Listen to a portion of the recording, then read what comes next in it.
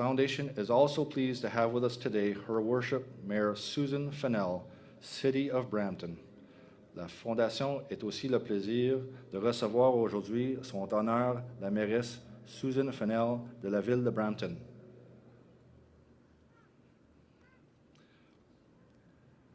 J'invite maintenant M. Andy McDonald, chef des pompiers de l'hôte honoraire de cette année, soit le service d'incendie et d'urgence de la ville de Brampton. I now call on Mr. Andy McDonald, Fire Chiefs of this year's honorary host, Brampton Fire Service, Fire and Emergency Services.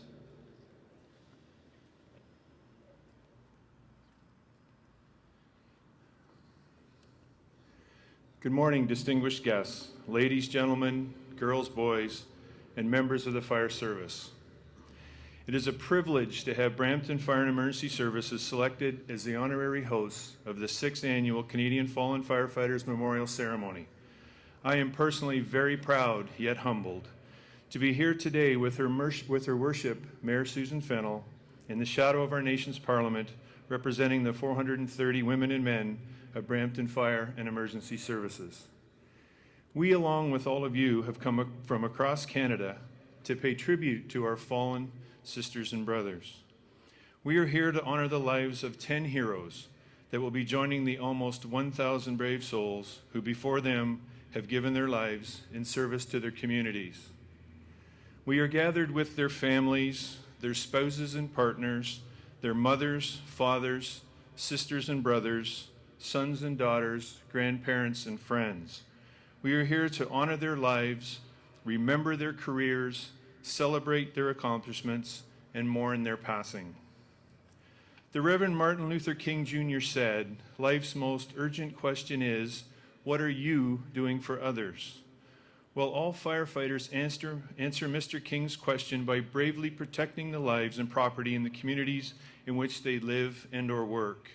They take on a role protecting their communities, knowing full well it's a role rife with hazards. Still, they sign on. They sign on to help others.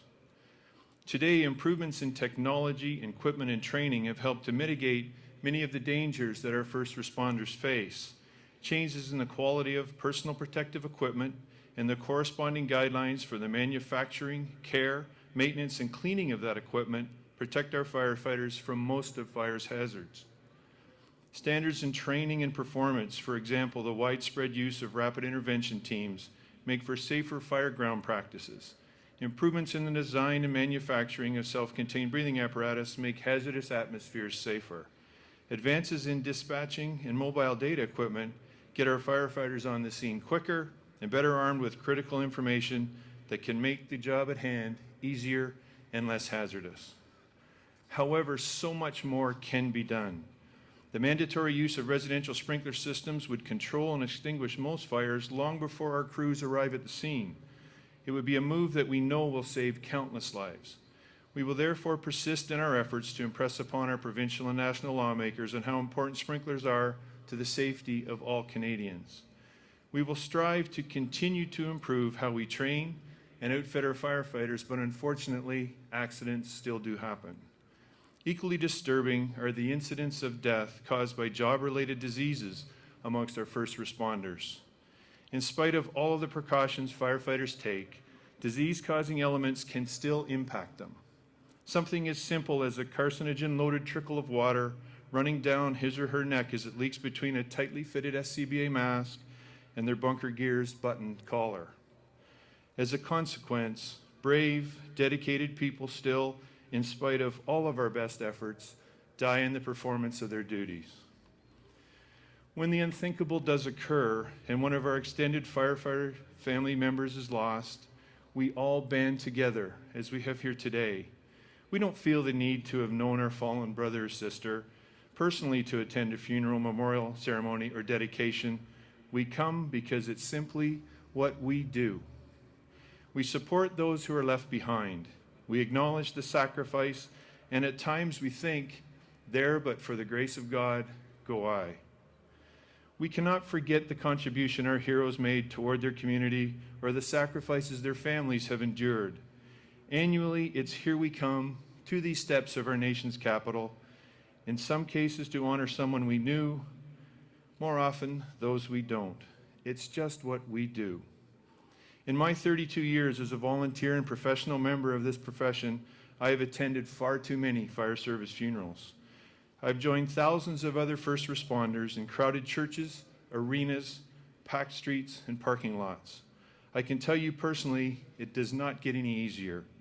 It's not something that any of us ever get used to. At each one, we reflect on those that have gone before, remembering faces, deeds, and their grieving families. I attended the funerals of two of the brothers we honor here today.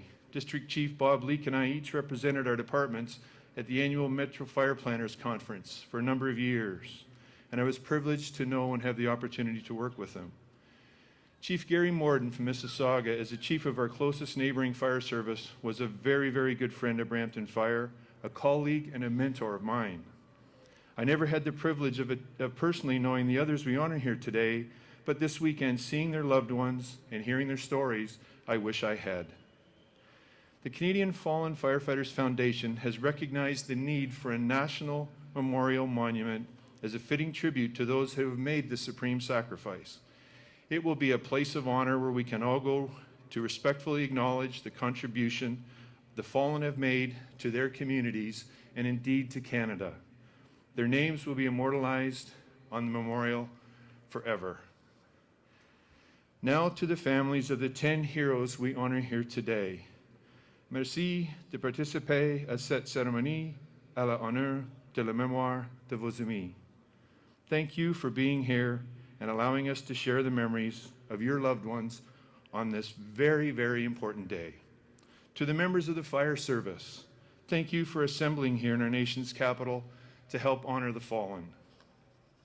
Finally, to all of you that aren't a family member or a member of the fire service, thank you for helping us who are here to recognize the contribution the 940 plus fallen firefighters have made to the betterment of the citizens of this country. In closing, French playwright Jean-Henri said, "Until the day of his death, no man can be sure of his courage." There is no doubt about the courage of the 10 heroes we all honor here today. Thank you. Merci.